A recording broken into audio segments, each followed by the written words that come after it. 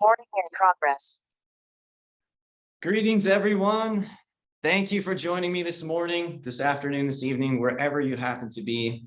Today, we have an awesome program for you. Some of you, of course, will be watching it later. Thank you so much for those of you that are tuning in with me live. We are going to set the stage for everybody that is tuning in later. For those of you that are familiar with me, you know who I am. You don't know who I am, David J. Coon with Qigong Awareness, the author of Qigong for Beginners, Your Path to Greater Health and Vitality. Also happens to be my path to greater health and vitality, which is why I wrote the book. Today, very auspicious timing. First of all, my wife would like me to acknowledge her grandmother, who would have been 102 years old today. And so we chose through some different let's say, channelings, if you will, Tanya's intuition. Let's do the Qigong for Peace program this particular weekend because we have these 3 other free events coming up this year. She said, let's do the Qigong for Peace. Wow, we couldn't have picked better timing, right? With what's going on with Russia and the Ukraine and so on and so forth. So today, this program being sponsored by the Love, Peace, Amen Foundation, just like our programs back in December last year. And we have 3 more coming up this year. What an important subject today.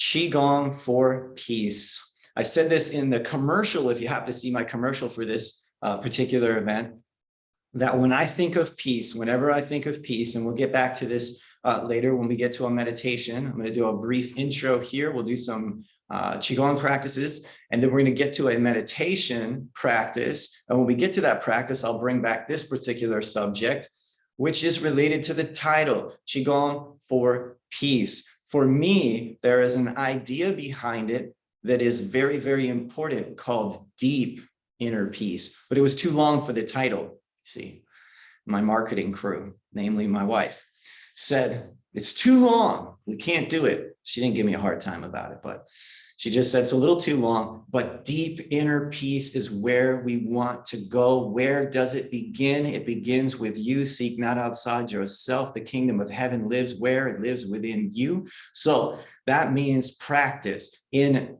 Chinese practices, ancient wisdom practices, things like this, Qigong practices, Taoist practices, Buddhist practices, Zen Buddhist practices, etc. We have this practice of coming back to our center. A lot of people don't know what that even is as a concept. Coming back to your center is hugely important because that's where your equanimity is. Whoa, what a big word. Equanimity. I highly recommend meditating on this word because very few people have it at all, like ever. So try and have some of it some of the time. All right, without further ado, my other Qigong instructors are going to come in, hop in the background with me, and we are going to practice with you at home. So let's have at it.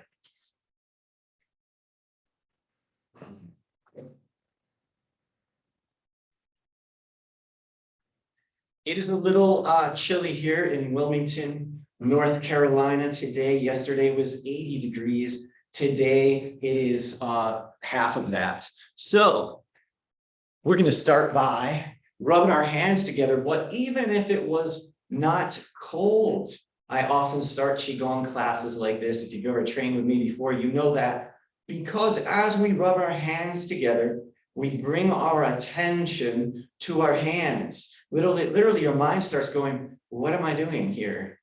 Oh, I'm rubbing my hands. You can call this on the level that you could as like you're busying yourself here. You're busying yourself here as opposed to maybe busying yourself in your solar plexus and your head where you're stressed out and your mind is going. Understand? So this gives the mind, it's like I've been teaching it lately. There's a common term I've been hearing a lot lately. This idea of self-soothing. I talk about it a lot with like children, you know, the self-soothing techniques. This is a self-soothing technique, happens to be a Qigong practice. Now, we're going to take the hands, we're going to place them right here at the navel center. Take your 2 middle fingers, place them at the lower rim of the navel center. Those of you that have been training with me for a while, you know that this area is called the Lord Dantien.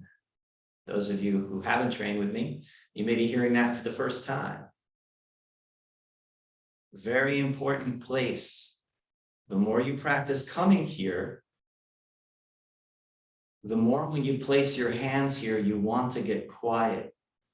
I actually have to force myself a little bit to speak to you about this area. Because when I place my hands here, it automatically starts putting me in an alpha brain state, automatically starts putting me in a state of meditation, and I want to be quiet and I want to turn inward. So when I teach you all in my Qigong programs, and I just keep going on and on about the Lord Dantien, it's like juggling balls for me. I really have to focus to keep talking to you because I just want to close my eyes, go inside. And again, I've been practicing for almost 40 years. And for me, one way I can describe it is I feel like I'm inside the hollow space of a large tree. That's what it feels like. I feel like I go inside myself and it's like the inside of a tree, the hollow space of the inside of a tree, which is interesting because in general, this here is called standing tree meditation, this exercise we're performing right now. And if you're new to this today and it bothers you standing like this and you need to be seated, no problem. Sit on the edge of your chair.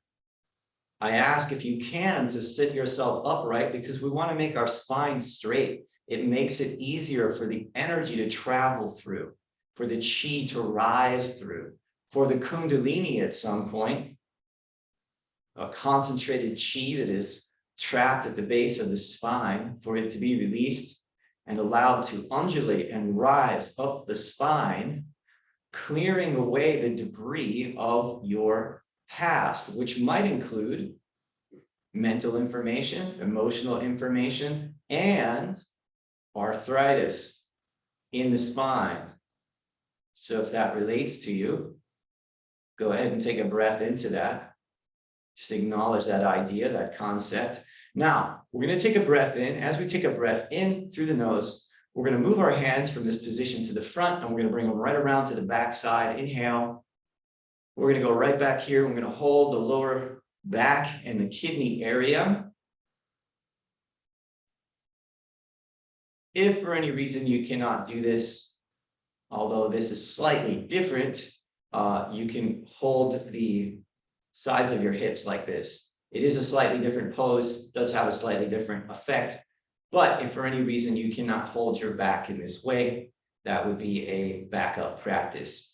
So holding this position here, keeping the knees slightly bent, keeping the tailbone somewhat plugged down into the ground. In other words, not sticking your butt out, tucking it forward slightly, the pelvis, and then plugging that into the ground. Having a little bit of a sensation that you're sitting down your butt a little bit. Like if I were to sit my butt on the table behind me. So I'm not going way down, I'm just going down a little bit and having that sensation. The moment you do this, your legs become like two pipes. Most people have congestion in their feet. They have chakras in their feet, energy centers in their feet, and those energy centers are congested. And so the first thing we have to do is begin opening them up. You do that by beginning to stand here. This would be even better if we were in bare feet standing outside on the beach, okay? But we stand here.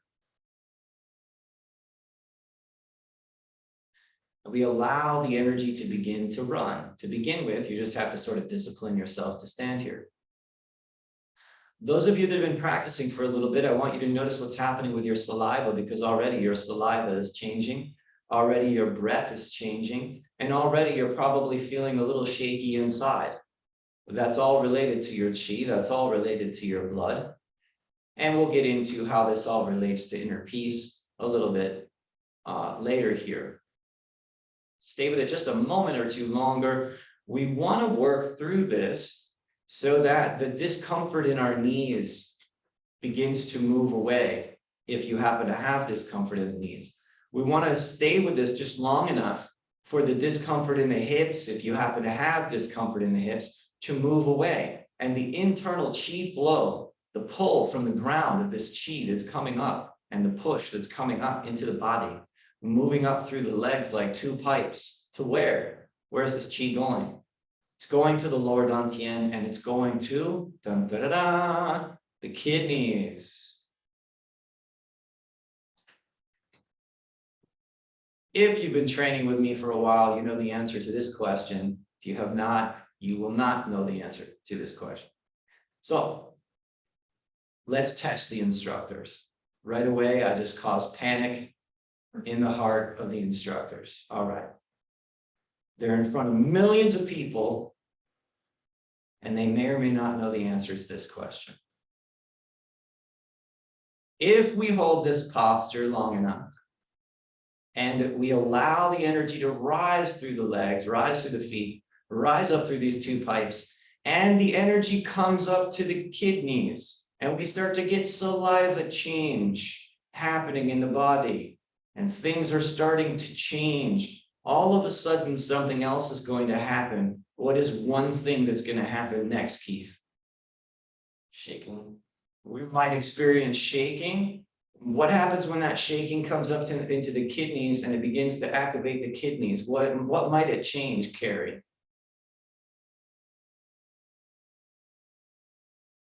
Blood flow. What blood flow? Blood flow. Blood flow, absolutely, because mind organizes and orchestrates and commands the chi. The chi commands the blood. And what is one of the things in Qigong practice that the kidneys control? Anybody? They control the in-breath. That means if you chi your kidneys and your kidneys open up, your breath is going to change automatically. You might take the first deep breath you've taken in years. But in order to get that breath, which would bring you peace, by the way, you would immediately feel a sigh of relief. You would immediately feel comforted. You would immediately come back to your center. You would start to anyway. In order to have that change in breath, the chi has to flow enough, and the blood has to change enough, and the saliva has to change enough in order for the kidneys to cause you to take a deep breath. It's not a deep breath you take. It's a deep breath that the kidneys take, or you could say that the kidneys cause you to take. Go ahead and take a breath in through your nose. Exhale your breath as you go down the backs of your legs. If you can reach only to the backs of your knees, you're going to come around to the, let's just do it the easy way first. You can see Carrie going all the way down. I'm going to come around short, and we're going to come up either way, whether you can go to your feet or just your backs of your knees. You're going to inhale as you're coming up. You're going to exhale as we come down. Right here, breathe as you massage the belly.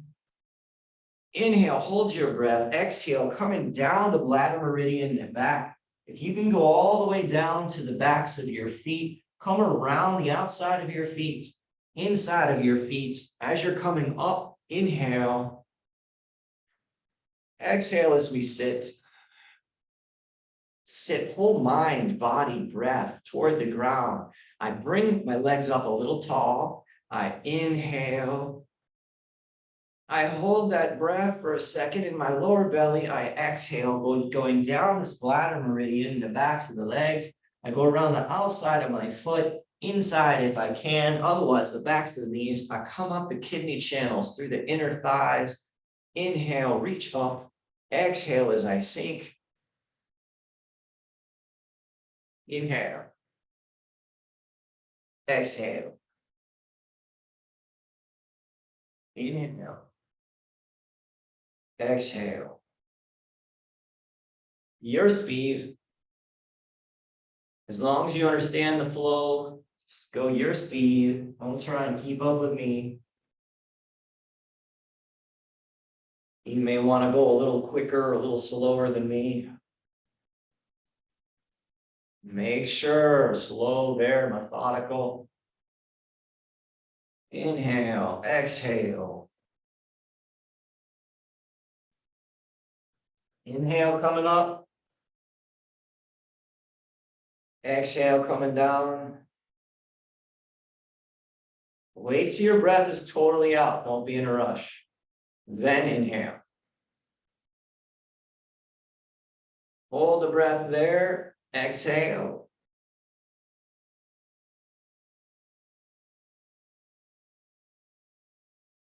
Inhale through the nose. Exhale through the nose.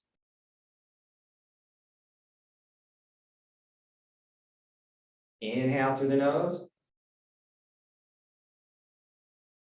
Hold that chi in the kidneys there. Exhale through the nose.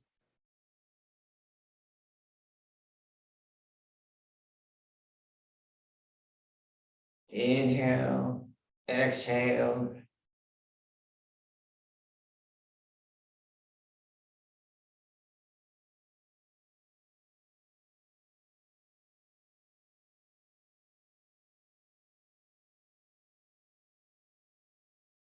Excellent medical Qigong practice for healing and bringing healing to the kidneys. Kidneys related to longevity, kidneys related to fertility. Kidneys related to Jing, what is called Jing or essence.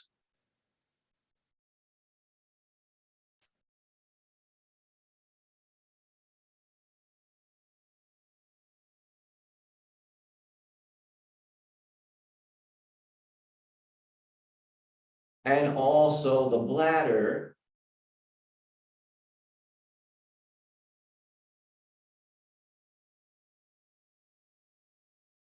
Therefore, excellent to bring healing to the bladder.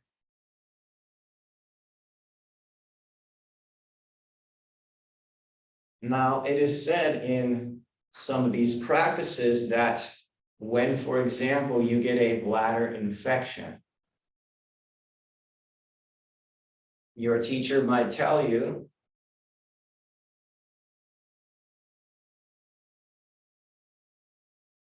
or ask you,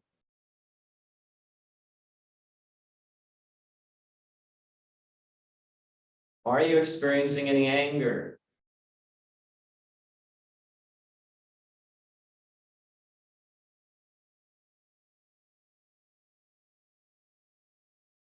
Because one interpretation of a bladder infection is that there's a certain degree of being pissed off,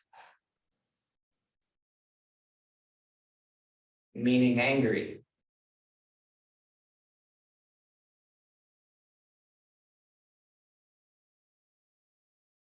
So this exercise can help eliminate anger, thereby restoring peace.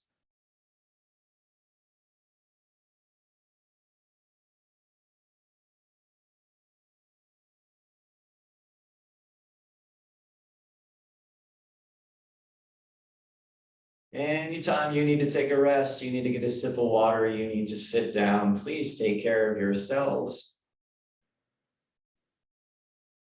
Remember, don't be in a rush here. Push that down into the ground. Then when you're ready, come on, inhale.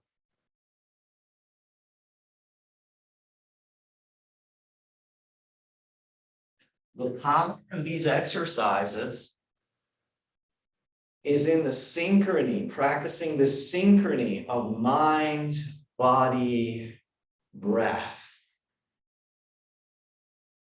I love it. Somebody was just walking by the window outside. They saw the three of us practicing and they had to stop, pause, and go, what is going on in there? That tells me that we are creating a nice rhythm and we're influencing the energy around us.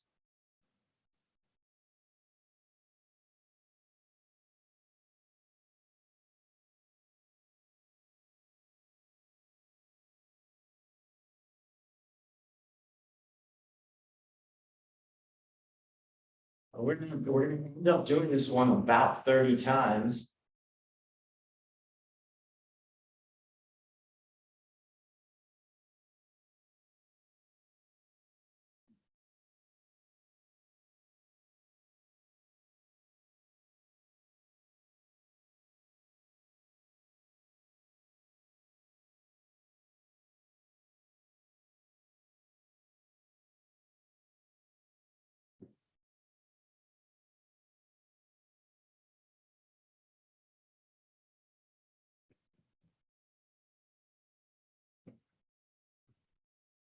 Let's go 2 more.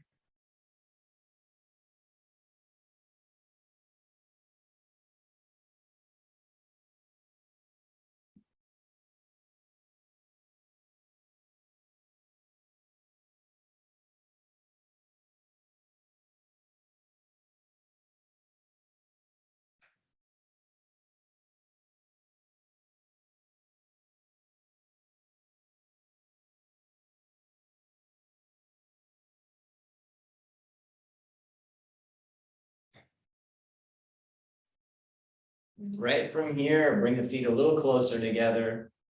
Inhale here. Exhale as you go down the back. Either hold the backs of your knees or the backs of your feet. Hanging the head down, practicing your breathing, breathing in and out through the nose. Resting there, relaxing there as much as possible. Appreciating the hang. If it is easier for you, and as you desire to possibly even switch it up, you can bring the hands toward the toes. You can, start off with fingertips, for example, then work toward palms, fists, etc. And again, wherever you can reach, your knees, your thighs. It's not a contest. It's just about trying to breathe into the areas of your body and your being that are stuck where your stress is. You want to find those particular locations and then begin breathing into them. Now reach off slightly toward your right side or left side, either one.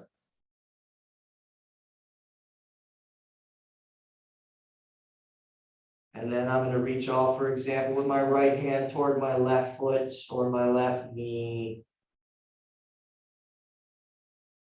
Back to the center and hanging. Back behind the knees or the feet and holding. When I come out of this, I'm actually going to bend my knees forward first. It's a safer way of doing it. And then I'm going to power up. For that position here, I'm going to use kind of the knuckle here on this part of my hand. I'm going to make light fists. These fingers close. Each one rolls in. Then we take the thumb, go over the first 2 fingers, and we're going to do a light knuckle tap right here, adjacent to the sacrum area, massaging or tapping, opening this area up, kind of going up and down, going out to the sides and coming forward. In general, this is called Daoyin, meaning tapping exercise. I'm going to turn my hands over now. Use the insides right here into this area of the pelvis. Light tap, whatever's comfortable for you. Now open those hands and go lightly tap down the outsides of the legs. I'm going to come up the inside and go around to my hips, and I'm going to go back down the outside.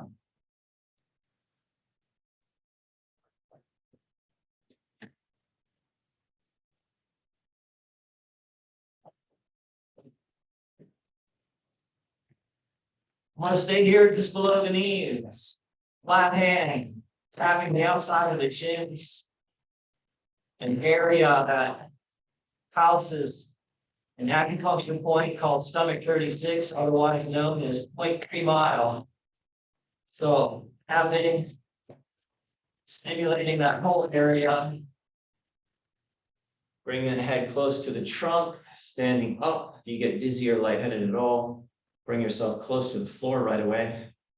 Otherwise, hold the floor with your feet. Slight gripping sensation with your feet. Bend those knees slightly. From this position here, open up your armpits a little bit. You have a golf ball in there. Hands, move them away from the thighs. And imagine they're hovering there.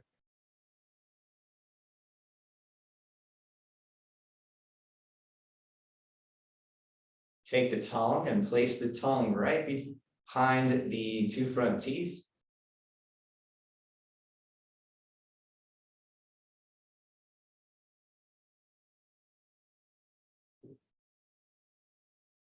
Make sure your pelvis is tucked slightly forward.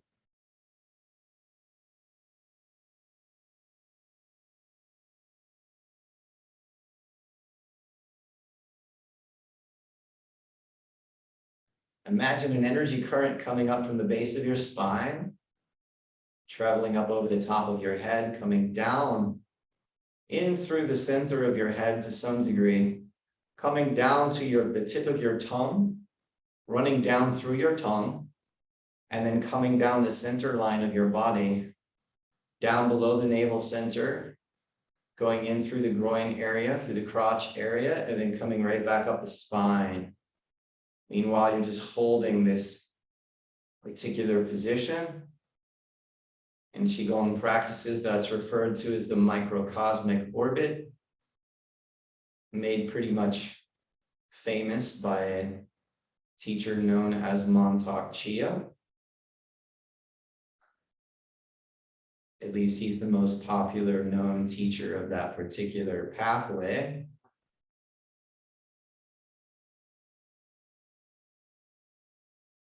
Watching your breath, observing your breath, breathing in and out. Legs not too stiff, but not too floppy. It takes time to learn to be comfortable doing something like this, because for most of you, if you are Western-minded, the mind tends to be very busy and sort of fights meditation until you get used to meditation. That would be a simple way to describe it. Inhale, exhale. Once again, let's tap those legs out. Just a little bit. Anywhere that is stiff. Bring that tapping right up here, right to this top of your chest area, okay? This is the lung meridian.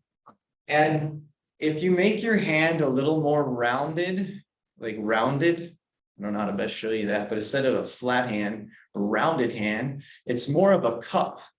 And you get a cupping sensation. This is very good for your lungs, very good for, preventing certain things and helping you clear up colds and so on. Then go to the center where you're tapping the center, and then switch your hand and go to the other one. Back to the center, and then switch the hand. Now we're going to extend it all the way down the arm. Do a palm, turn the hand over, come back up. We're going to go right back up over the shoulder. I like to use this to get in a little deeper and reach back even further on my shoulder. Again, if you use a cupping hand, you'll appreciate that more if you learn how to do it. And cupping hand, slapping hand kind of hurts, okay? So cupping hand feels nice. It creates almost like a suction, some kind of vacuum or something. Tapping, tapping, tapping, tapping, coming back up, tapping back here in the shoulder. Throw that down like this, like you're tossing water. And now fingers, like you're flicking them. So flicking water with your thumb and your fingers like this, okay?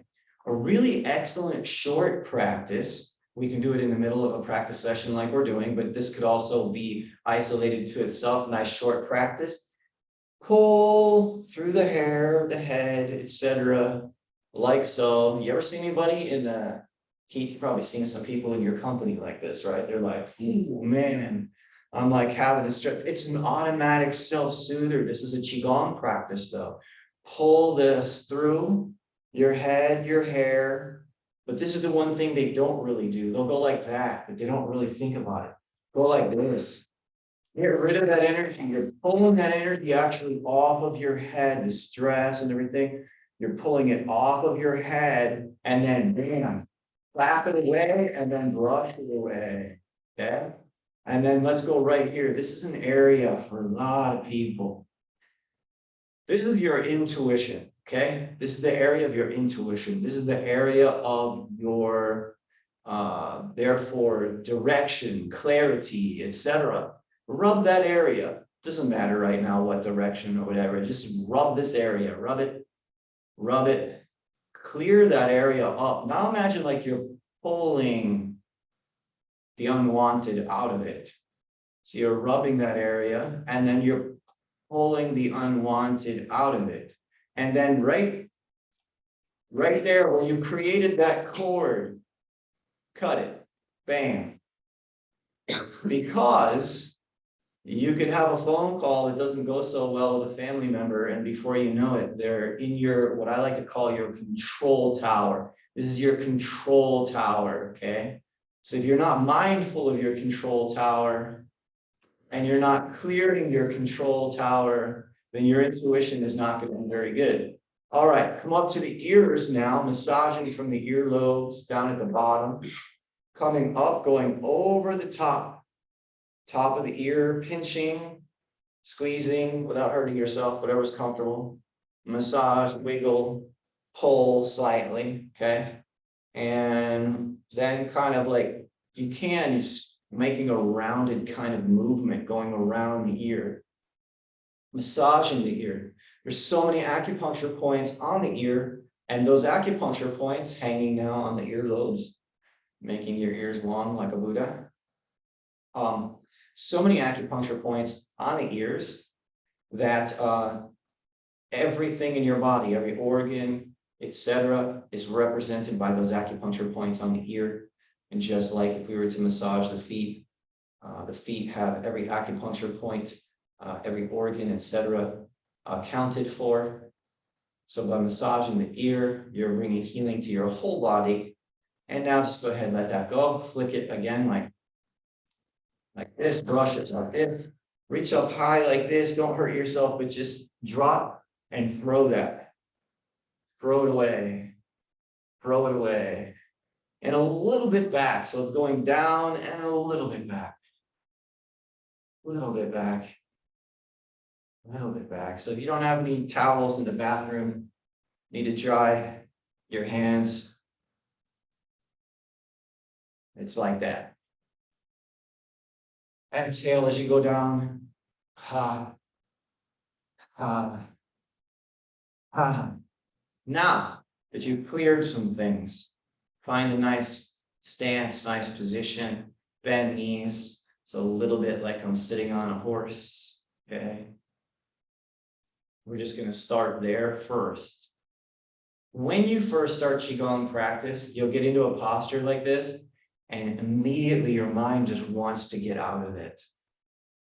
It takes time to actually learn to train here and stand here, and then start to become accustomed to standing here. And then after that, after you get through that hurdle, then you can start to really discover what is happening in the practice. Until then, it takes some discipline to just stand here. Meanwhile, Carrie and Keith, they've been doing Qigong for a while. They might be standing next to you in class. They're not moving at all. And all you want to do is fidget and move, and like you're totally distracted. And you think, wow, I don't know if I'm ever going to get there or something. Anyway, so it takes time, it takes discipline to strengthen your legs a little bit and to start to quiet the mind a little bit, to where you start to realize the inner peace that lives behind and underneath the noise that you typically hear in your head. Okay? If you're anything like I was when I first started practicing, which I know a lot of you are. Okay, so we're just going to sit here and chill here for a minute. Again, if you're a beginner at this, I'm going to keep talking to you because it takes a coach a lot of times to say, keep going, you got it, you can do it. Just stay there, hold the position, tough it out a little. Once your legs get a little bit stronger, you can get a little more quiet. If I was teaching a class of advanced students, well, we're just sitting here. I'm not even talking to them. We're all just practicing getting into a really powerful vibe. Okay, we'll do that today too, because some of you have been practicing with me for a while. But I want to catch any of the beginners up to speed so that you have some understanding of why we're doing what we're doing. And remember, the more I stand here like this, the more I begin to open up the feet, the knees, the hips, and the more that I begin to feed off of the chi that is coming literally off of the earth and coming right up into my body, right up into my being, right through the bottoms of the feet. Very, very powerful stuff. Find your breath, notice your breath. What is it doing? Focus on inhale through the nose, exhale through the nose with not a lot of effort. And now consciously, deliberately just take an inhale, exhale through the nose and shake that out momentarily. We're going to go right back to it. And then when you're ready, go right back to it. This next exercise here, in Qigong and Tai Chi, a lot of times, this is the way it was taught to me many years ago, is that we have what are called like droopy elbows and droopy hands. So the hand kind of flops as if there's a puppet string holding this here, okay? So I'm being held up by that. So I want you to find from this position, you're going to bring your hands up and I want you to find droopy hands and droopy elbows there. And then from here, when that whole motion right there will be an inhale through the nose, okay, eventually. And then when we exhale, we're going to sink our weight and then we're going to press our hands down. Now there's two essentially ways to do this exercise. The first way we're going to do it is we're going to straighten up our legs when we come up with this. So we're going to go. And then we're going to bend knees as we exhale and sink. We're going to stay with this version today. Now, wait until you're ready to breathe in, then come up.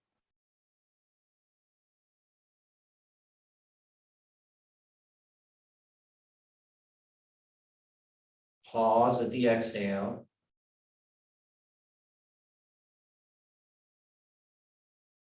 And what I mean by that is pause at the finish of the exhale, pause for a second. Don't be in a rush, then breathe.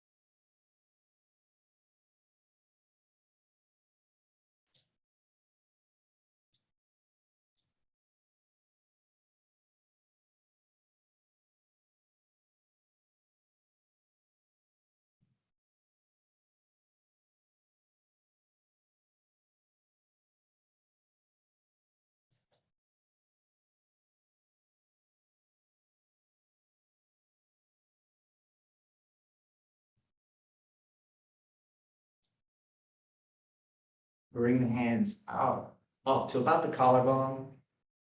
Exhale. This one, circulate the energy where you're moving forward, almost like we're going to this hugging the tree position.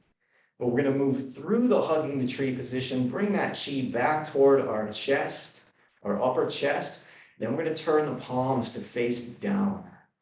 And we're going to bring the energy down. And we're going to circulate this way as if we're holding a big chi ball. We turn the hands as the palms come into the chest, and we go down.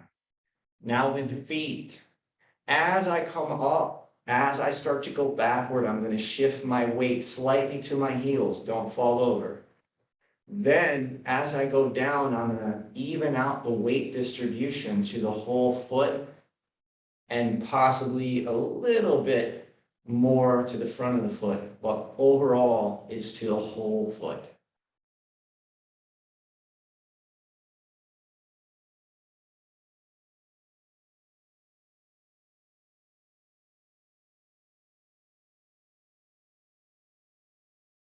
This is the exhale part of the movement. This is the inhale part of the movement. You could also do this movement, and I recommend you try this movement.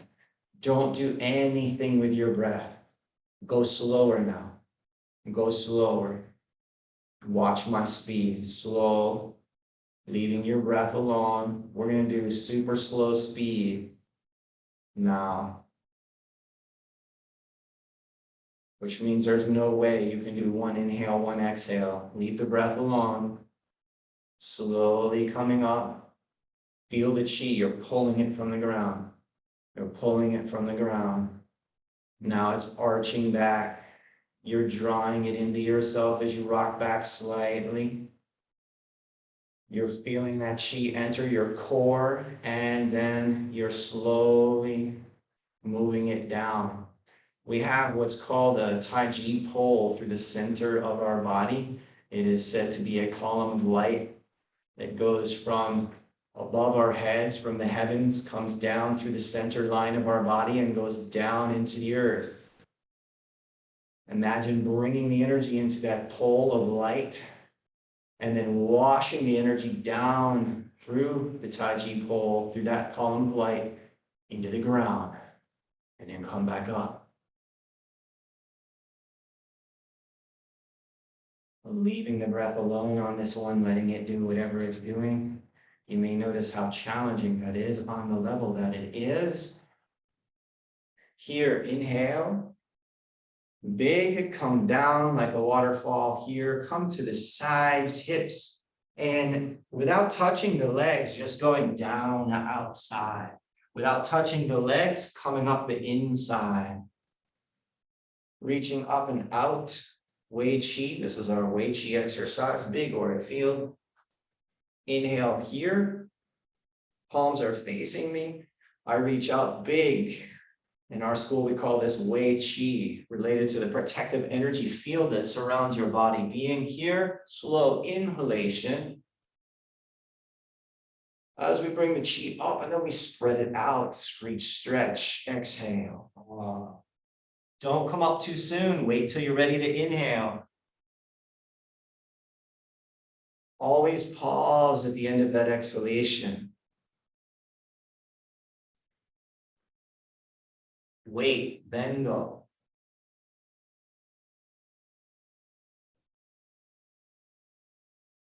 Reach, stretch, hold the breath for a split second, exhale. When you're ready,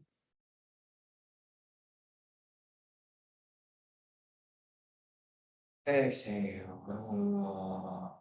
From here, go in this way like you're scooping up the energy. Inhale. Go this way, send the energy between the legs and up the spine. You can go one hand on top of the other hand. Doesn't matter which one. Exhale. Send it up the spine to feed that same microcosmic orbit there.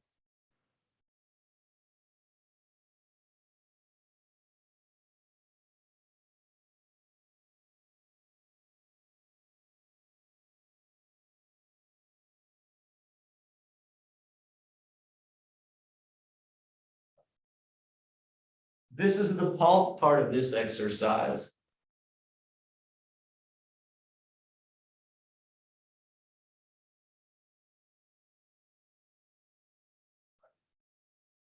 because there's a second half to this particular exercise.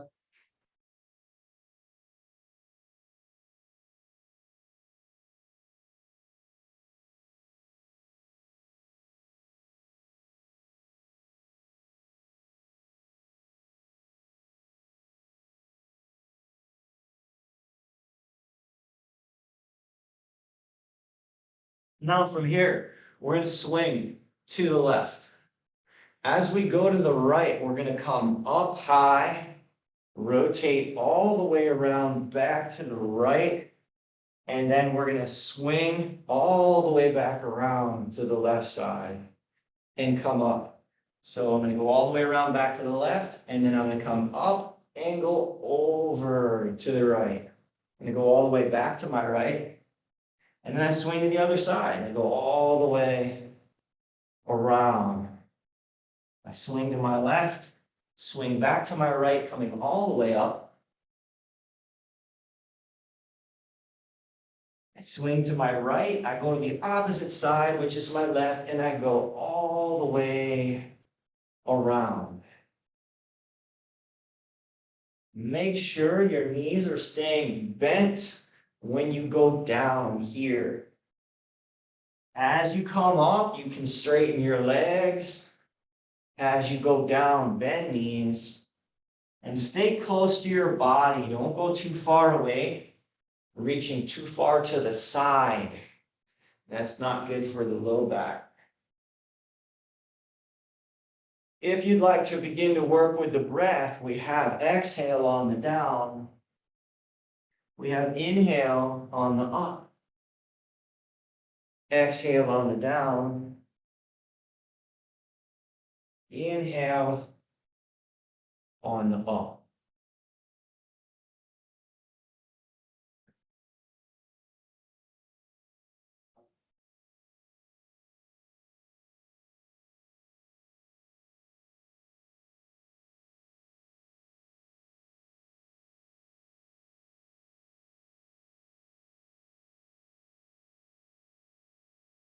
On that down, if you're comfortable with a little bit of a stretch, reach towards your knees or toward the floor. This is a good time to hang over a little bit to whatever degree that you can.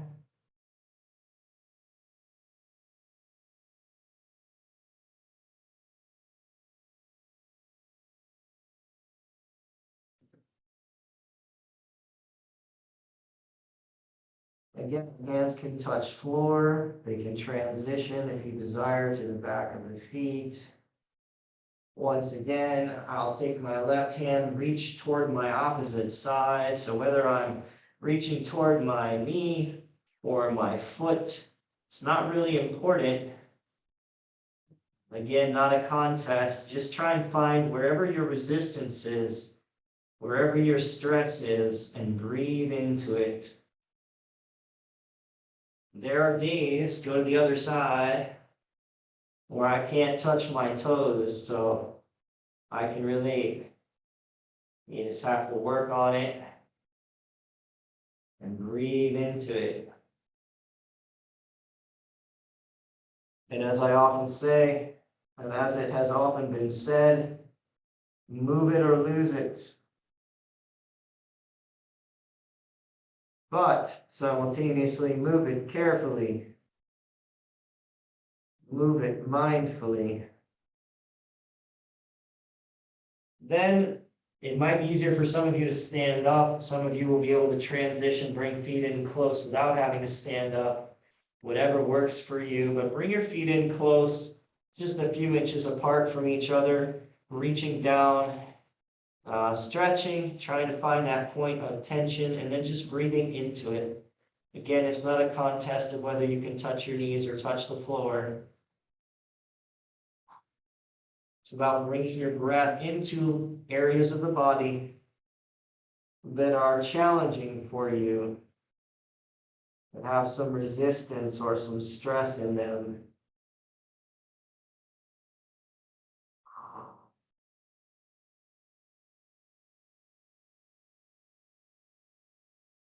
And bend knees, power up from the knees, Go right back into the tapping of this sacrum area here. Knuckles or hands. Finding any of those little sore spots and see if you can stimulate them by tapping them, because those are acupuncture, acupressure points, and they are places of what is called blood and qi stagnation, meaning the blood is stuck there, the qi is stuck there. Get it moving. Get it moving. Now, with this part of your hands, we're almost done, by the way, with this first round. Making like they often call this like a leopard's paw in Kung Fu or something. So it's just using these knuckles. This is one way of doing it, okay? Use these little knuckles, okay, to tap here just below the knees on the outside of the shin. You may find a little bit of tenderness there. Okay, again, this area is called 3 Mile Point. The idea behind 3 Mile Point is the soldiers, they found with soldiers in China back in the day, that if they were to stimulate this point, the soldiers could go 3 more miles of marching, etc. So anyway, this is considered an energy point. It also is related to your digestion and your stomach. So tap that whole outer shin area there. And stand up slowly, step out, pause.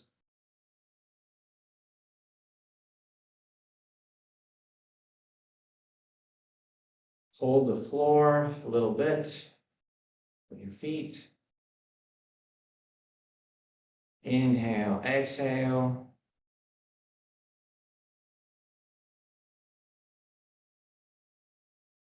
And before we quit this first round, let's do a little gentle drum. This is where we're swinging this way and letting the arms just move as we rotate the spine. We're lifting the heel like this in the back, takes the pressure off the knees and the hips. Okay, if you start to swing this big and you leave your feet flat to the floor, you may notice it bothers your hips, etc., maybe your knees. This is an easier way of doing it.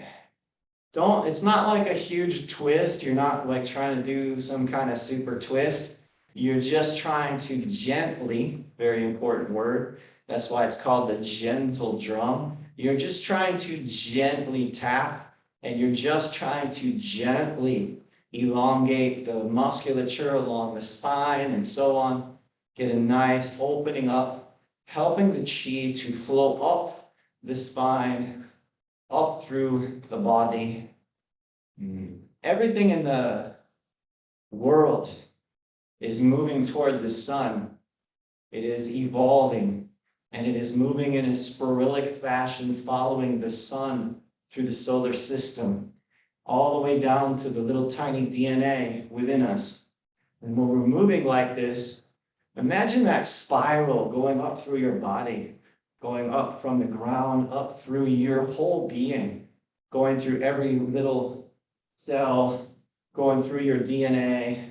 Now for a moment, just imagine that spiral, and imagine the spirals of life, all leading in that direction of the sun, and the sun spiraling through existence, going out into leading our adventure as to where we all are headed next. Opening up, finding the rhythm with this practice for yourself, watching your breath, observing your breath, letting it be nice and easy, nice, easy, gentle drum. A lot of times I start this, as you know, some of you at least know, start this as a warm-up for class, but this is also a really good one after you've done a bunch of exercises to just smooth everything out, get the blood moving, the qi moving, etc. Smooth it all out. And this is really cool here, this next thing that we're going to do. I personally like it a lot. You let this unwind. You come right back to your standing tree meditation. Be sure to hold the floor with your feet. Open up the armpits a little bit, and you're gonna get a nice rush and a nice surge of energy happening here. Keep the feet glued to the floor. Stay grounded. Let the shifts in your body occur. Subtle shifts of saliva change, subtle shifts of breath change, subtle shifts of blood change. And this is going to lead us to the conclusion of this first round of our practice. So just stay with us for another couple of minutes here.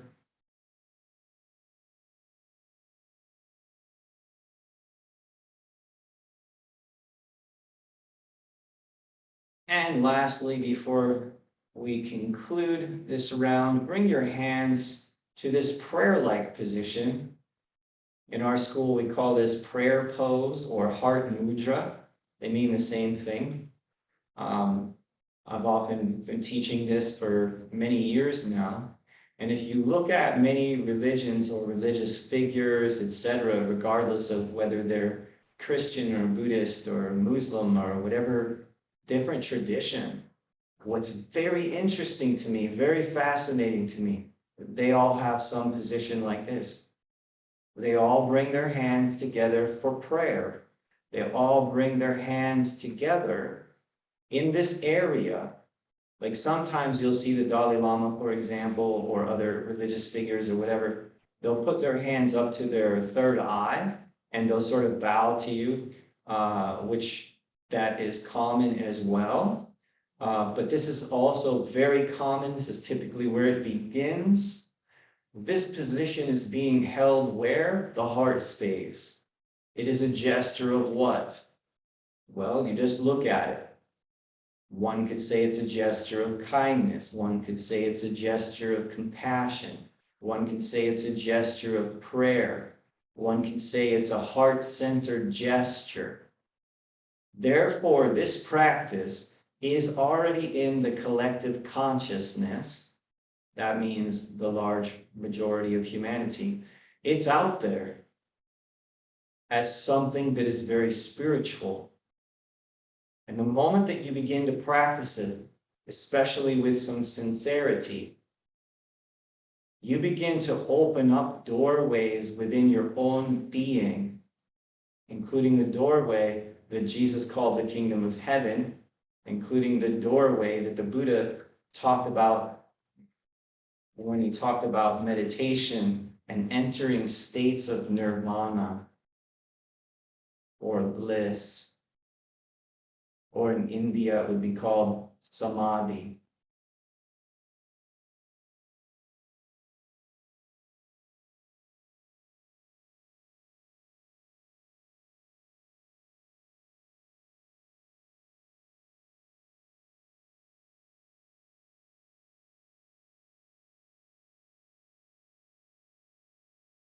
Does it matter if you were to stand like this for 1 minute? Would it have the same effect as 3 minutes? 30 minutes? What about the masters that either do or can or have stood like this for 3 hours? You'll never know what this practice does to you personally.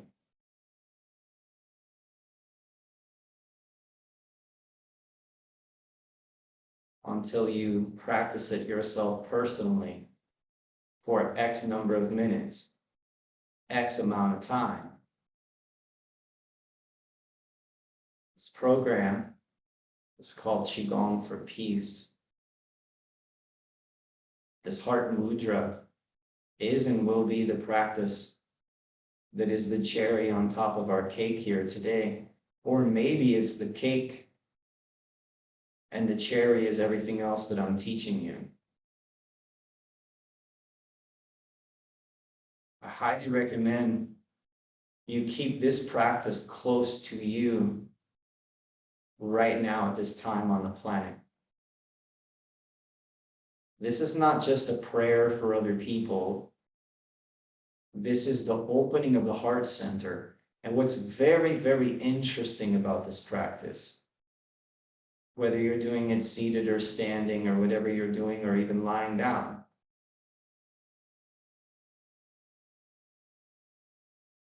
Without efforting, out of desperation, for example, to pray for someone who's outside of you who might be having a difficult time. The more powerful practice, in my opinion, is to stay centered in this practice and in this power. Don't be desperate at all. And then from your place of power, think about the people that you would like to send energy to. And you have a much more potent practice. All right? Excellent job. Let's have a little break. Let your hands come down. Get a little sip of water. I'm going to come join you over closer to the computer.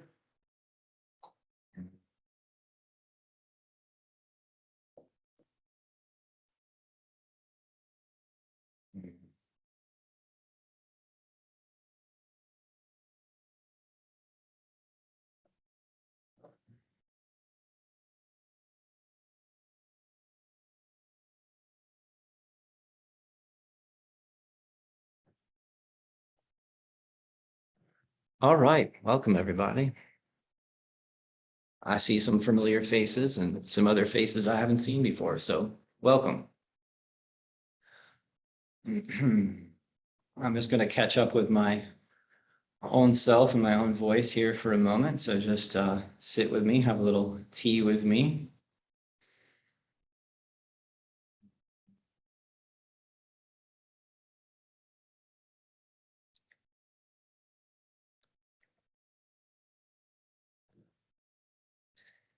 Like I said, it's interesting because when I practice Qigong with you all, and I go and I start holding my lower Dantien, or I say, let's get focused here, and I can feel everybody's energy, right? And there's like a lot of energy there.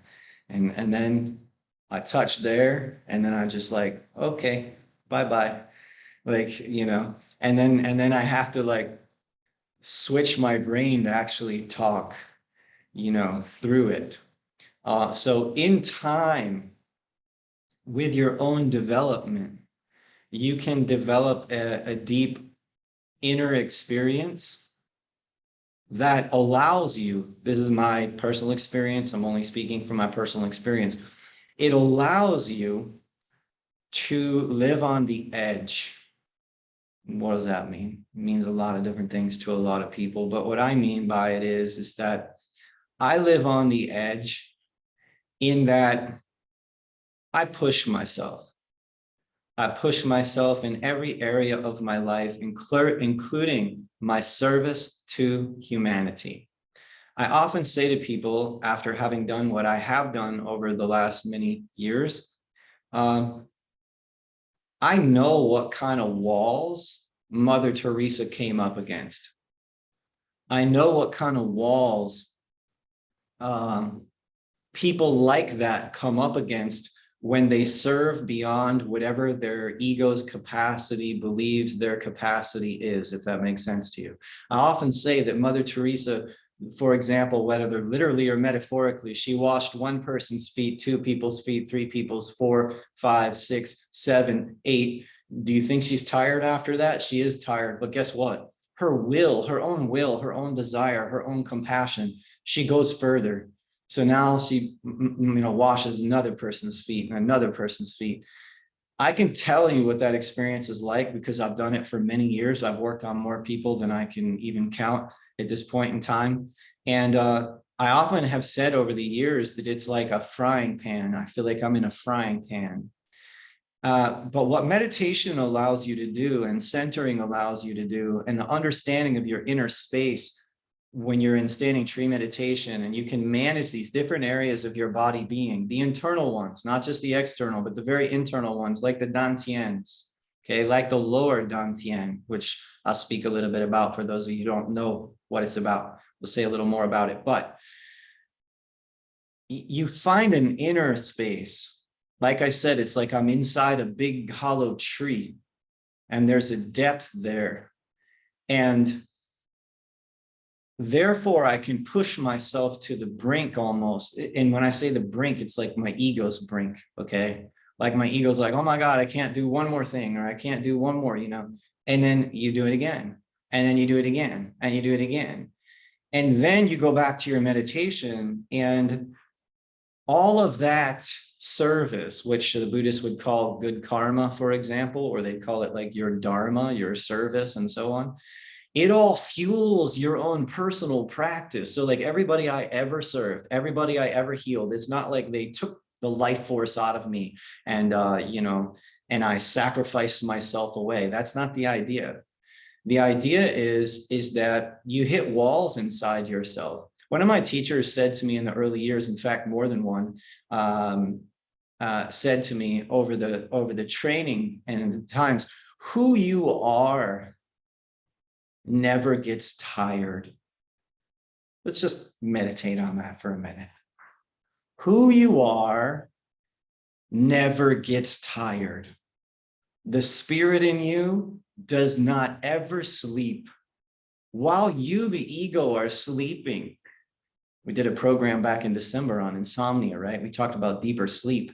When you are sleeping, your ego is sleeping, your personality is sleeping. David's tired, he lays his body down, he goes to sleep.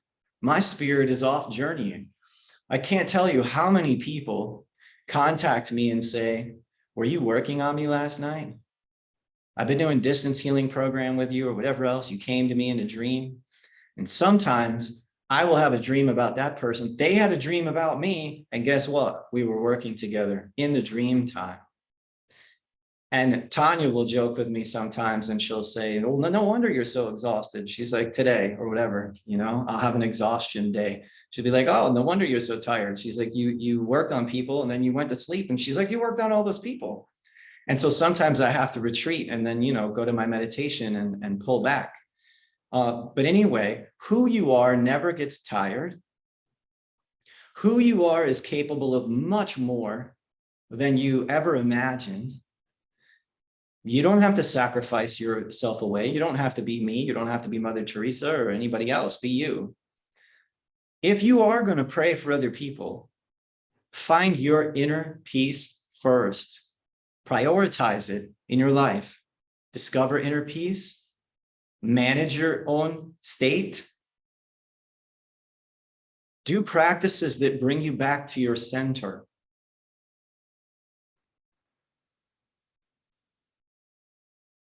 Some of you know of Harry Potter, right? The magician, and concepts like this, or Sophia Princess, and which is more of Bella's favorite, and who does magic, right? And I believe in magic. I believe in miracles. I believe in the power of healing. I believe in the power of the mind to shift energetic states. I believe in the power of the mind to shift biology. If you can shift the energy enough, you will then shift what we call the biology. Fairies and beginning magicians, and therefore beginning medical Qigong practitioners, etc., get themselves into trouble and perpetuate the trouble of others when they go in their own unstable state,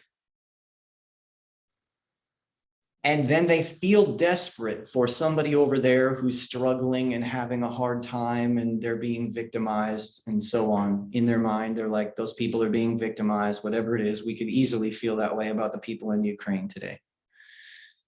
If you go from your state of feeling victimized and feeling weak, you're not going from a place of power. You're not going from a place of inner peace. And so then when you start to think about that other person or those other people, you're not contributing a high state of energy, a high state of power. You're contributing to that weakened energy, right? So you're actually not going to feel better. And if you've ever done this with individuals and so on, I've done it with individuals and groups for a long time. If you do that with individuals, you're going to find when they leave, you feel worse and they also feel worse.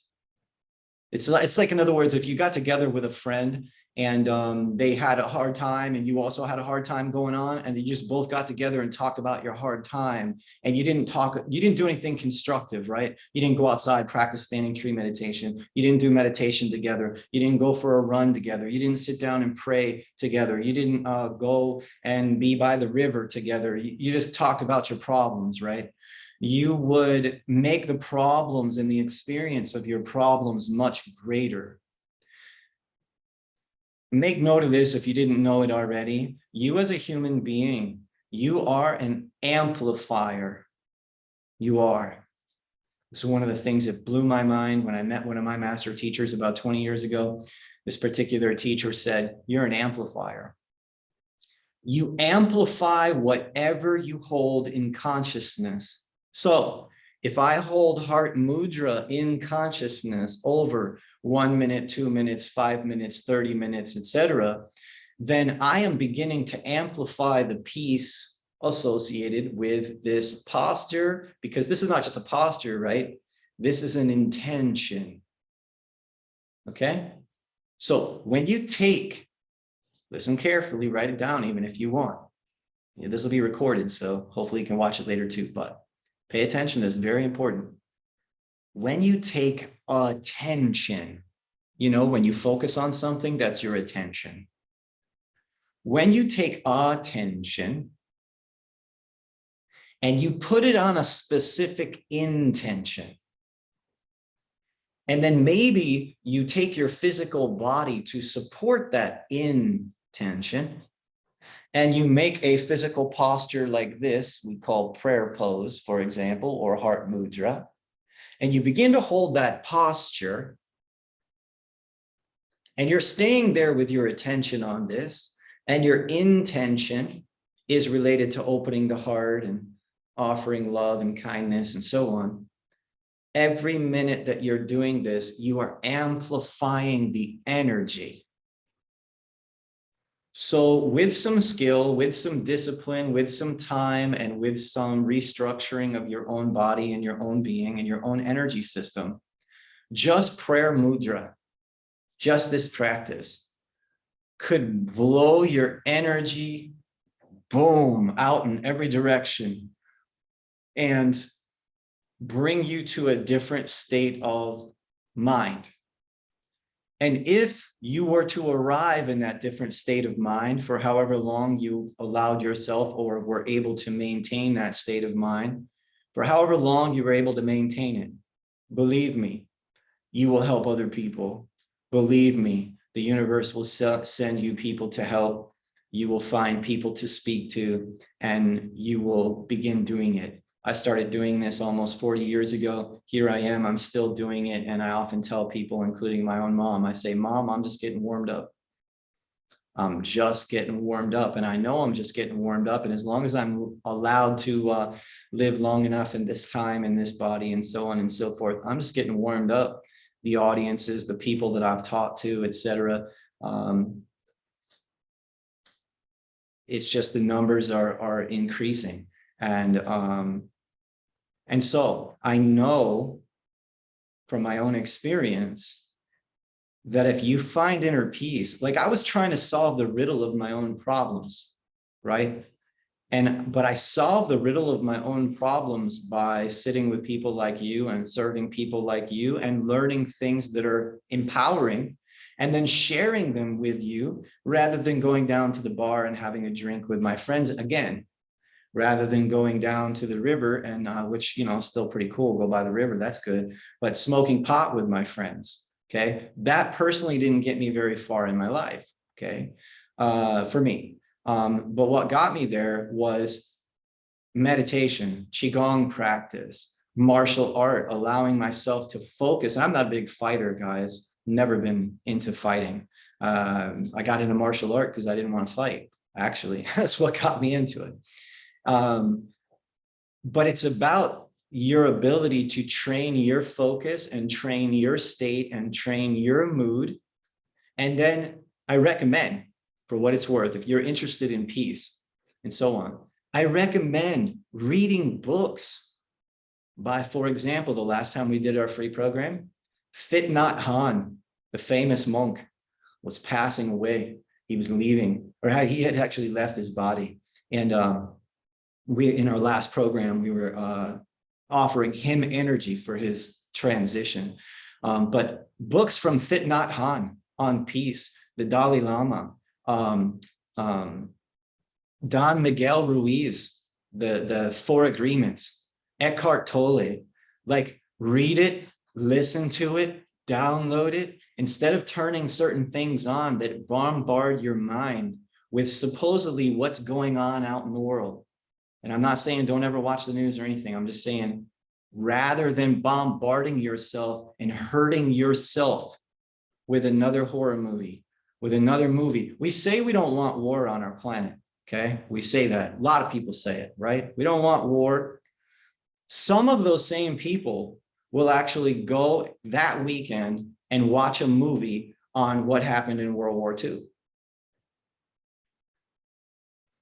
If I go watch a movie and what happened in World War II, that's like going to work for me.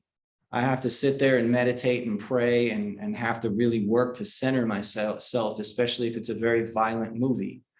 So if I want to do a kindness to myself, I'm going to skip that movie altogether, right? And I'm going to go read whatever I choose to read, you know, some other spiritual teaching.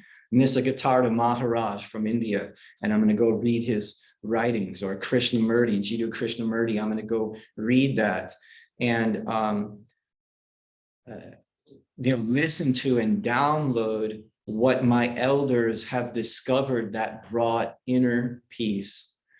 And for me, and I don't know where you are with this, in a moment we're going to do a little meditation here. So last little bit on this conversation part of it. Again, I don't know where you are in your life, but for me, I was growing up and I was in for me, it was like, wow, this is a really challenging environment. I mean, people stressed out, people turning to alcohol as their essentially only source of quote unquote meditation, calming the nerves and so on. Let's take some medication. Let's, do this. And then seeing, sort of cancer rise out of that. That was a big one in my family. Seeing, high blood pressure and, different kinds of things rise from this, and looking around going, wow, this is not, doesn't really look like a great solution. And then by the time I was a teenager, I was like following in suit, I was sneaking around trying cigarettes, and I was sneaking around trying pot, and I was sneaking around trying alcohol. And it was really easy to get because it was around my family and everything else. And this was like the coping mechanism. And then the back pain came, the spinal disease came, everything else. And that pain,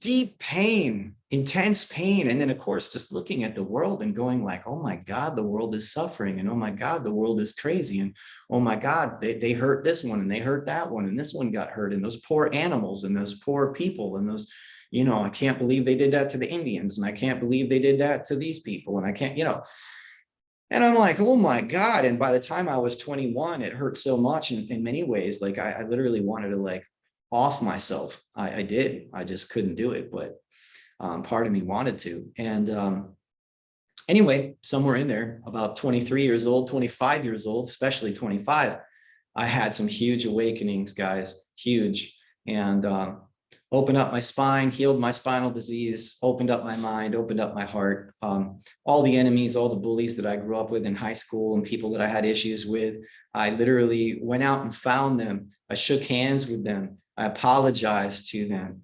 I made peace with them. I made amends with them. I changed my life. And now when I go into a room, I go somewhere, and I teach my daughter this because, she likes dance and she likes gymnastics, and she'll go to a new school or something. And she hears me say this all the time. I said, you want to know the secret of not being afraid? Because I go into new martial arts schools or meditation schools or whatever. It's a lot scarier going into martial arts school typically. But I said, you know why I'm not afraid? And you know why I can go in there with no fear?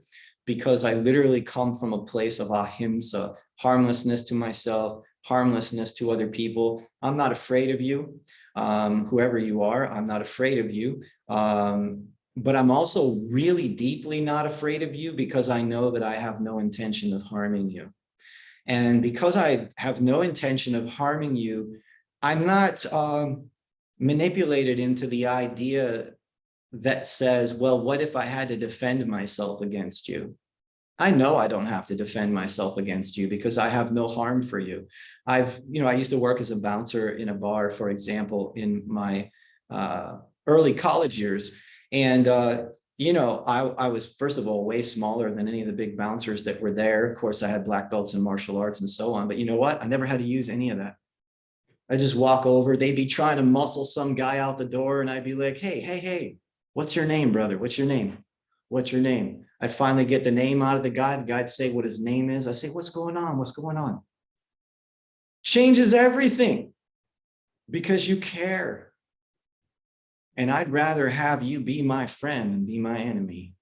So lastly, before we go into the meditation, I'll just say that I'll say the same thing that I've heard many spiritual teachers say in my coming up into becoming who I am.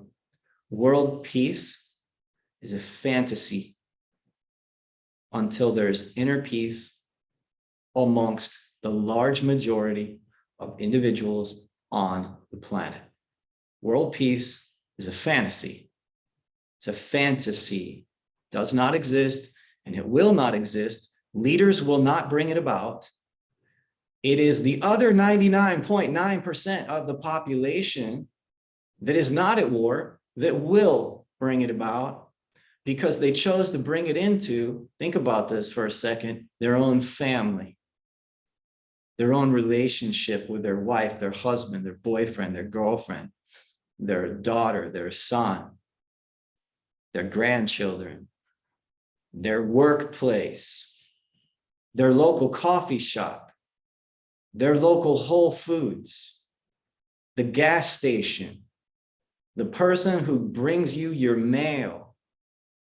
If you cannot find peace with the people who come knock on your front door, because maybe they're not supposed to be in your neighborhood or whatever, you cannot make peace with those people. There will be no world peace anytime soon. So do your best to uplift your neighborhood. That's what I'm doing here today. I've done it many times. I'll continue to do it. I recognize and realize what a great source of power it is. I used to think, what's it going to make a difference? I'm like talking to like 6 people. I helped 6 people today. Like, what's the big deal? And now I help 50 people or whatever it is. And part of me could easily go, well, what's the big deal? It's not 500. Yes, it is, guys. 6 people equals 500. 6 people, 1 person equals 1,000 people. So don't be disempowered, be empowered. Help your neighborhood, help your relationships, start with you. If your peace is not managed, if you're getting stressed out, if you're freaked out, if you're in anxiety, if you're in depression, if you're in anger, etc., get a handle on it. Qigong is a way to do it. Meditation is a way to do it. Let me teach you another practice of a meditation. Guys, if you would come up and go into standing tree meditation, you at home, you can do this standing or seated, whichever one you want to try. I'm going to have them stand. I'll at least start with you seated, and then I may stand as well. So with any meditation practice, it is important to still yourself. Why? Why is it so important to still yourself? Because whether you're seated or you're standing, it is very important to still yourself because it's Qigong. You begin to gather energy that was being scattered this way, that way, the other way. Your mind was over there, it's over there, it's over there. So first thing is become physically still. The second thing is begin to harness your mind with the idea of coming back to yourself. In this moment, I come back to myself. You don't have to know what that means, because on a deeper level, you know exactly what it means. Come back to myself now. I bring my mind back to myself, back to the present moment, back to my body, back to my being, back to this room, back to this chair or the floor that I stand upon. All my attention, all of my mind comes back to me. In this moment, I acknowledge to myself and I remind myself that I am an amplifier and that I amplify anything that I hold in consciousness. And the longer that I hold it in consciousness, the more that it is going to influence the energy field that surrounds my being, that permeates my being. So in this moment, I plant a seed in my consciousness, a very conscious seed, a very deliberate seed. And I whisper to myself on the level of the mind, no need to do it out loud. And I whisper to myself, deep inner peace.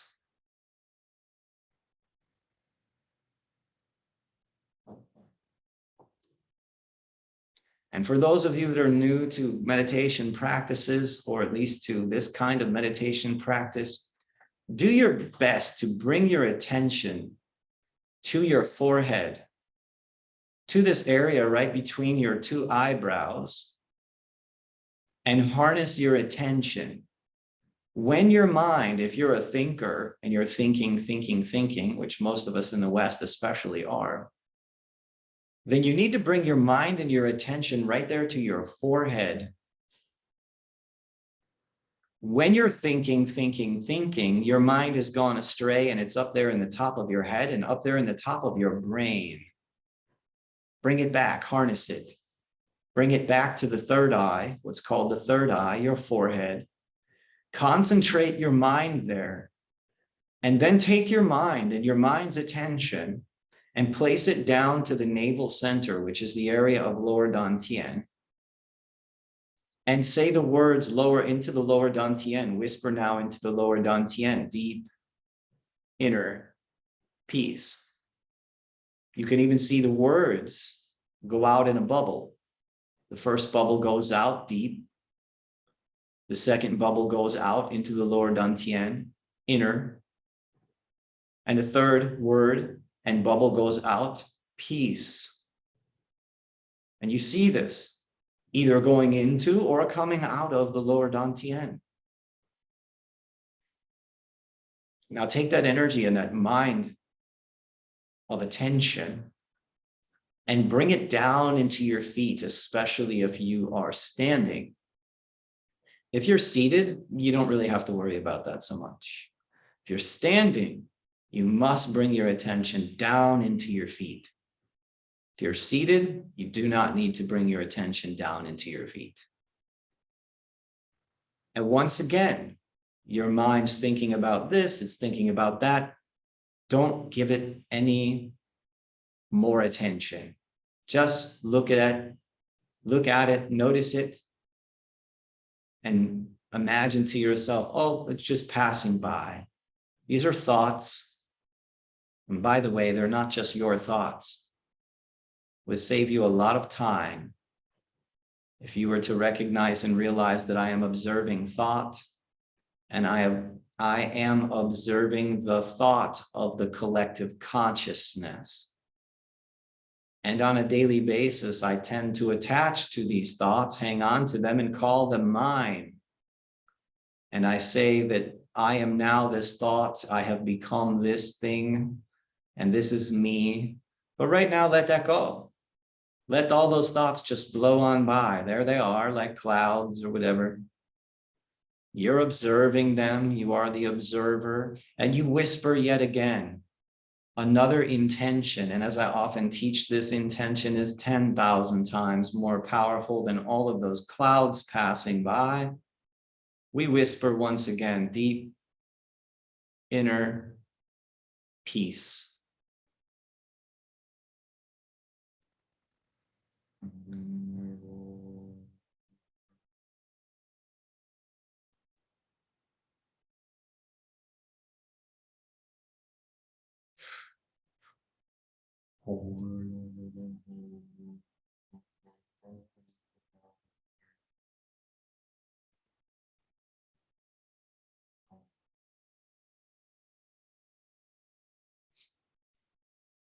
Deep inner peace.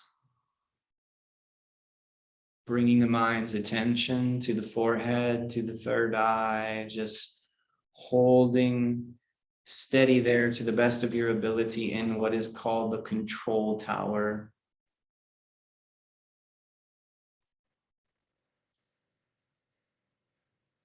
The group is growing a very powerful energy, by the way.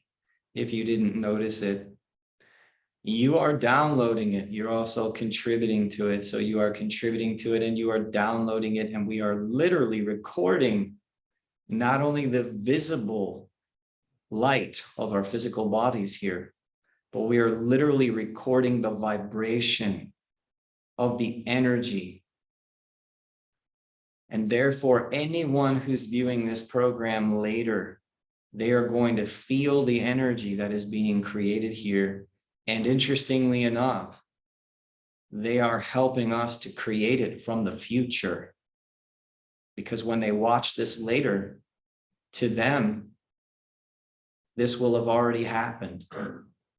But to us, they haven't watched this yet. It's very interesting, isn't it? Breathe into that. The illusion of time. Minds are joined. Energy is increasing, and we are meditating around an idea. This idea has been set forth as an intention called deep inner peace.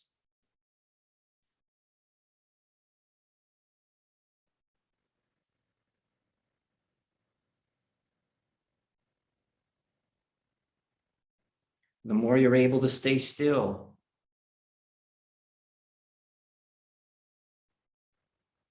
the more you're able to increase your energy reserves, and the more open you are to being able to receive the energy from the collective of the group.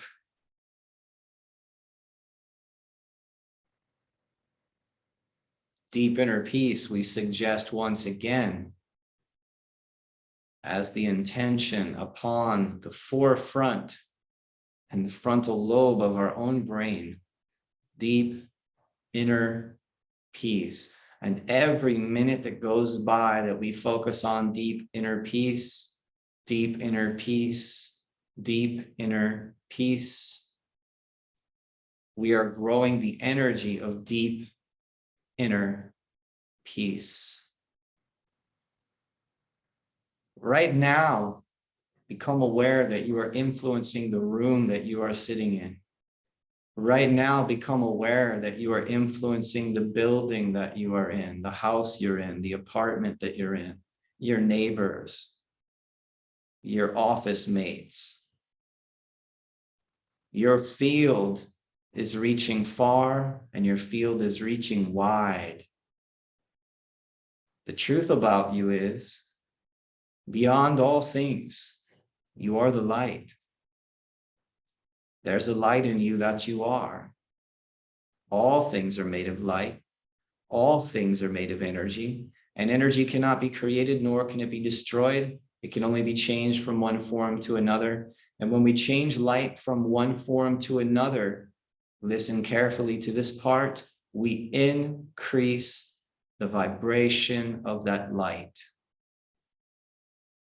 If we're doing a practice like this, there are ways to decrease the vibration of your light. This is a practice of increasing the vibration of the light that you are. So much so that this light can bring healing to the physical body. This light can bring healing to the liver. This light can bring healing to the kidneys. This light can bring healing to the organs. This light can bring healing to some area of your body that's bothering you. So right now, for a moment, pick a place in your body. Could be the whole body, but it could be an isolated area of the body if you're having a particular challenge. Some place that you would like to bring energy for you from the program that we're doing here and the energy that we've created thus far. Ask the energy now to go to that area of your body.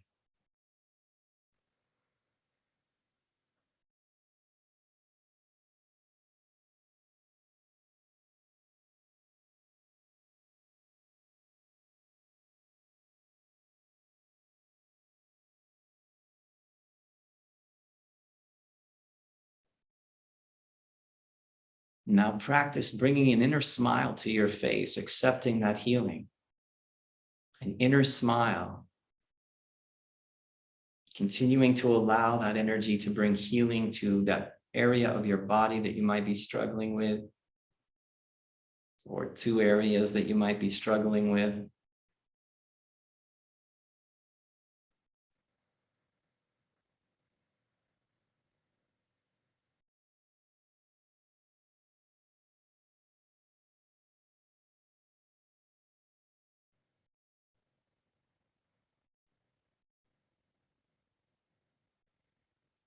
Now, one more time, whether you're standing or you're seated, let's bring our hands and raise them to that prayer pose position, that posture.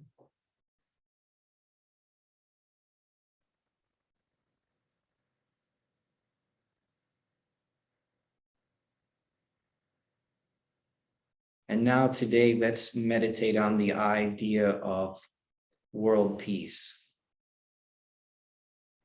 Hold the whole world in your mind, starting with your city, your town, your neighborhood, moving that light out to your state, moving that light out across the country, moving that light out over toward Russia and Ukraine and Poland and so on, moving that energy out to the globe, Mother Earth herself.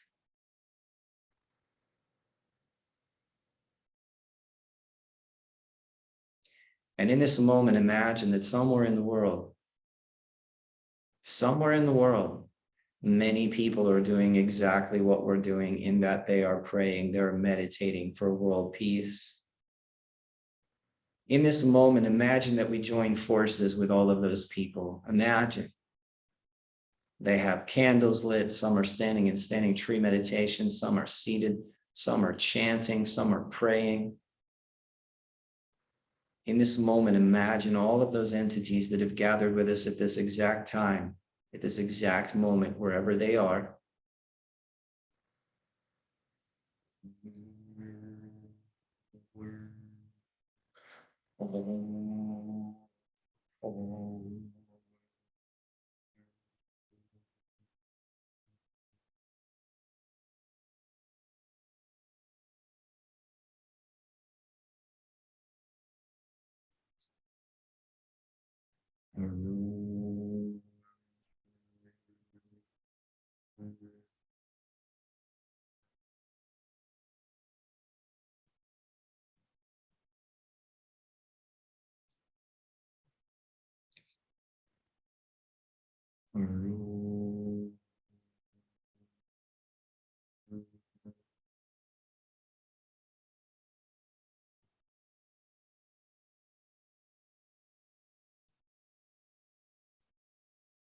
And slowly let the hands come down, place them at your side, whether you're seated or standing, and be still for another minute. Observe yourself, your own energy. Come back to yourself now. For a moment, we were imagining other people and so on. Bring yourself back to your own center, your own space. How do you feel? What's going on in your body? Where do you feel the tension? Where do you feel the release? Where do you feel the building pressure? Wherever you feel the building pressure, that's an area that is saying, keep working with me. Keep bringing your attention here. Because for all of you, there is a grand opening waiting for all of us in the heart space. A grand opening.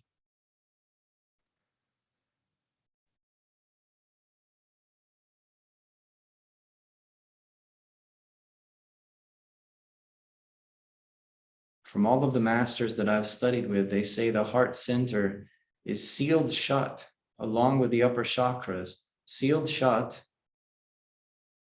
And it's our job to place our attention there and our intention there and open it back up.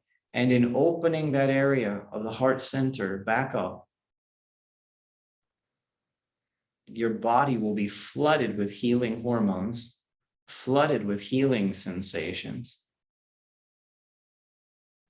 And your mind, your body, your emotional state shifts from a state of fear into a state of love. It's easier said than done, I know. But this is how it gets done. This is one way to it. This is one way to bring it about.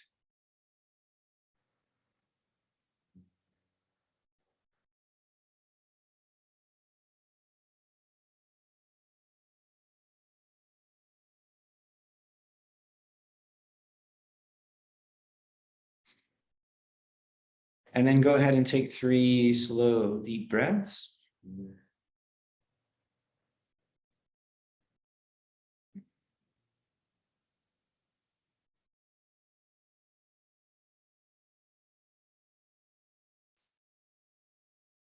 And then slowly begin to move your body around a little bit.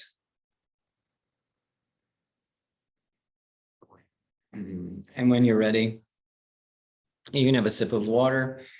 And then I'm going to come back to the middle of the room. And we're going to practice a little Qigong here to bring us to our conclusion of today and loosen up all that stiffness and all that gunk that we stirred up from our seated meditation practice or standing meditation practice, whatever the case may be. Because when you practice meditation, very interesting phenomenon, especially if you're not used to it, all of a sudden you become very, very stiff. And people think it's because they're sitting on the floor or they're standing for 5 minutes or 10 minutes.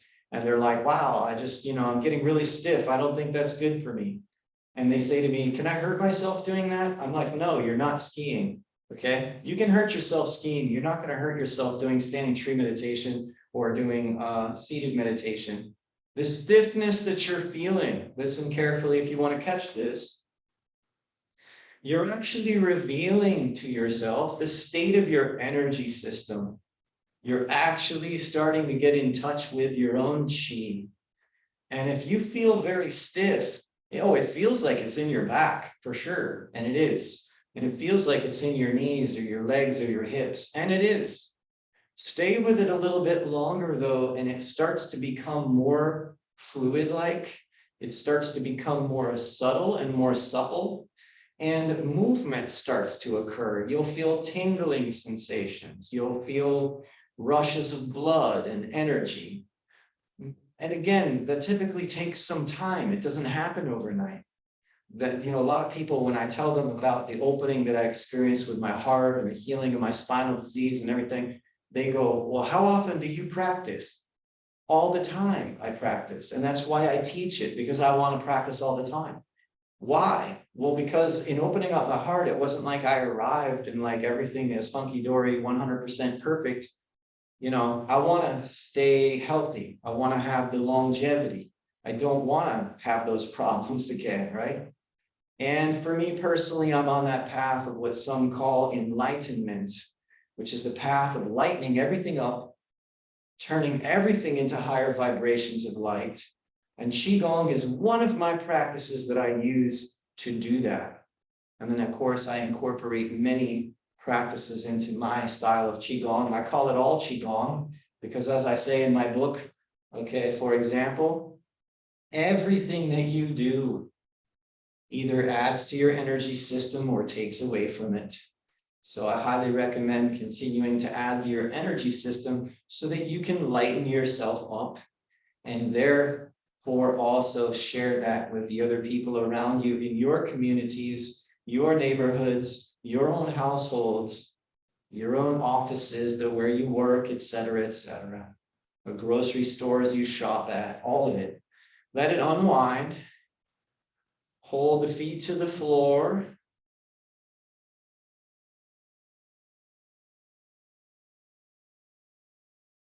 We're all vibrating over here. I'm guessing you guys are all vibrating too. So you have to really hold the floor. There's two very important principles with Qigong practice. One is you have to stay grounded, connected to the floor, meaning you're anchored there. You have some kind of anchor because the energy will keep getting higher and higher. As it does, and you become a little bit more opened up, some people will have to lie down on the floor because they start having Kundalini rising experiences or shaking or emotional catharsis. That's not the eventual goal. That's just something that does happen along the way. If that ever happens, you just lie down on the floor. The energy will take care of it. You don't even have to worry about it. It may freak you out a little bit, but you actually don't have to worry about it. The energy will move through you. You'll feel better when it's done. And then you can come back to your standing tree meditation or your seated meditation practice. That's how I healed my spine. So, in the meantime, or before, or after, or during, you're doing your best to stay standing, for example, holding yourself to the floor, staying anchored, meanwhile letting the energy rise. Now, there's another thing that you have to also do. You cannot be up there in your head, spaced out, drifting off somewhere, because you're going to pass out, you're going to fall asleep, you're going to do something silly. You have to stay awake, you have to stay aware, you have to stay here, you have to stay present, and you have to just go, keep watching that energy. Just like, whoa, I feel that. Feel it. Let me see if I can just stay with that. Let it vibrate through my whole body. Let it vibrate through my whole system. Let me stay with it. Let me stay with it. Let me stay with it. Okay, and we're going to do one last couple finishing practices here. Be careful with this one. If it bothers you at all, please go sit down or whatever, okay? But if you want to do this with the climactic phase, you're going to point your fingertips straight up toward the ceiling. And if you, again, get dizzy or lightheaded at all, set the arms down. This is like a rocket going straight up to space. We're mimicking on the level that we are right now, the Taiji Pole. Remember, Taiji Pole is like a column of light, like in Star Trek or something, right? Going straight up through the ground, straight up above us, up into the heavens, this column of light. And we're telling the energy right here to rise through the spine. We're telling the energy to rise up through the spine, to go up high into the Taiji Pole, also deep down in the ground, deep down into the earth. The idea in one way of thinking is becoming the Taiji Pole, which essentially is what? It's like a ray of light coming from the central sun of existence. It's like one sunbeam. You're becoming a sunbeam. That's really what a Taiji Pole is. Breathe into that. From here, you're going to lightly lower your hands. You don't have shoulder problems. You're a little more adventurous. We're going to either lower slowly or you're just going to let them drop. Then you're going to be very still. Hold at the feet.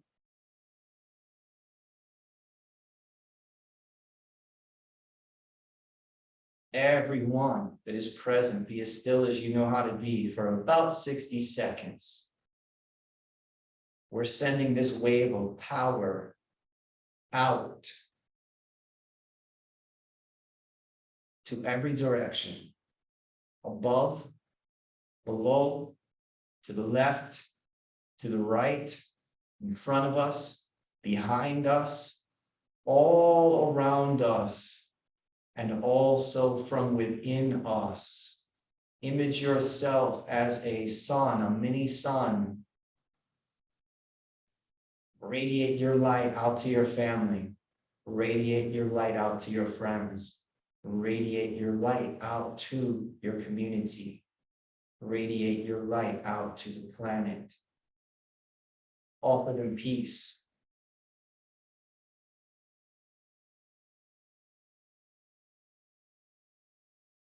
Feel it in your heart space.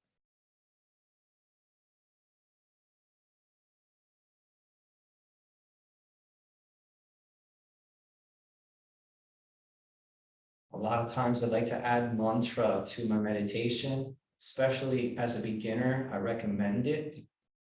So you say something, you whisper something, so you can stay focused on the positive. You say something like, I offer you love. I offer you light. I offer you joy. I offer you kindness. I offer you compassion. I offer you healing. I offer you peace. I offer you love. I offer you light. I offer you joy. I offer you kindness. I offer you compassion. I offer you healing. I offer you peace. I offer you love. I offer you light. I offer you joy.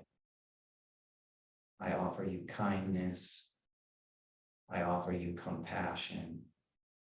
I offer you healing. I offer you peace. With the breath in one more time, bring your hands to the heart space. There is an old saying. The old saying goes something like this. As you give, so shall you receive. If we break that down and teach it in a little bit more depth, as you give it, you are receiving it now. You're also going to receive it later. And that's what Buddha called karma. Jesus said, that which ye sow, ye shall reap. Buddha called the same law karma. As you give it, you receive it. If you give compassion sincerely, you receive compassion sincerely. If you give peace sincerely, you receive peace sincerely in the moment that you're giving it. Because in order for me to offer you peace, I have to think peace. I have to intend peace. I have to meditate on peace. Then I have to amplify peace. And in amplifying peace, I'm experiencing it right now. So in order to really give it to you or share it with you, I actually am giving it to myself. And right now, my auric field, your auric field, has literally become the mover of your karma, the mover of your future. Your field right now, your energy field, your state is literally going to draw powerful exchanges to you this week. I want you to notice very closely for one thing in particular. I want you to notice when you make eye contact with a stranger or someone you haven't seen in a very long time that you don't know super well. And I want you to notice when their spirit looks through their eyes with a bright light, perhaps in a dark place or a slightly darkened place out there in the marketplace, and they look at you and they make a soul-to-soul contact with you. I want you to know that you have come in contact with you. You are looking at the mirror, and you are looking into the mirror of your own spirit. I'm not saying they're going to be your lover. I'm not saying they're going to be your best friend. I'm not saying you'll ever see them again. But I want you to know you are looking in the mirror at the beautiful spirit that you are. And when you see that in their eyes, you're going to look past whatever body they're wearing, whatever clothes they're wearing. You're going to have a spiritual experience. And it all happened here today because you decided to go seeking peace, and therefore giving peace, and therefore receiving peace now and later. Excellent job, everyone. Go ahead and take 3 deep breaths.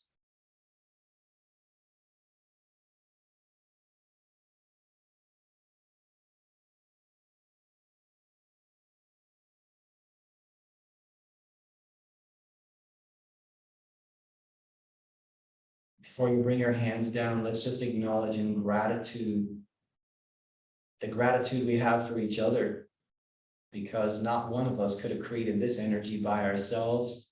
Very powerful group here today, very sincere group here today, a lot of open hearts, a lot of powerful energy. I'm very grateful that you all were here, and I'm grateful for all the people that will watch us later. And we have definitely set forth a powerful vibe. Know that you made a difference today in the world. You became the change that maybe perhaps, and I'm guessing, you want to see in the world. I want to thank the Love, Peace, Amen Foundation again for sponsoring this program today. Couldn't have been a better day. Couldn't have been a better time.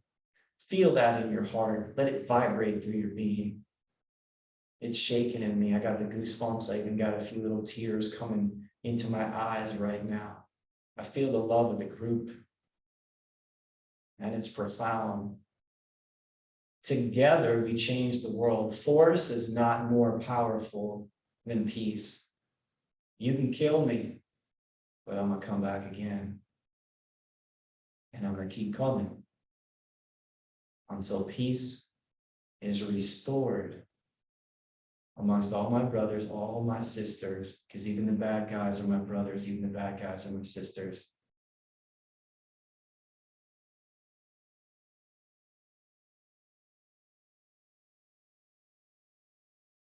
Excellent job, everybody.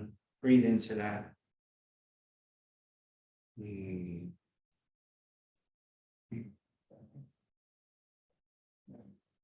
Scooch over here a little bit, Keith, so you can be in there too. All right, everybody, give a big wave to each other, wave to people at home, wave to people here. Thank you all so much for practicing with us today.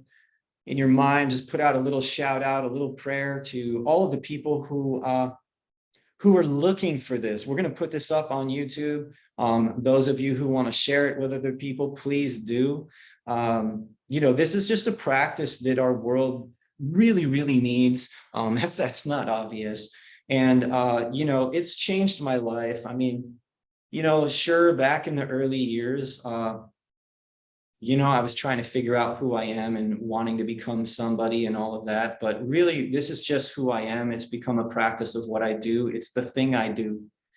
And it helps a lot of people if they're interested. So please share it with those that are interested. Don't push it on them or anything, but if they're interested, give them an avenue, show them where to go. You can lead a horse to water. You can't force them to drink. Thank you, everyone. Big waves. Bye. Bye, everyone. Thank you so much. Thank you.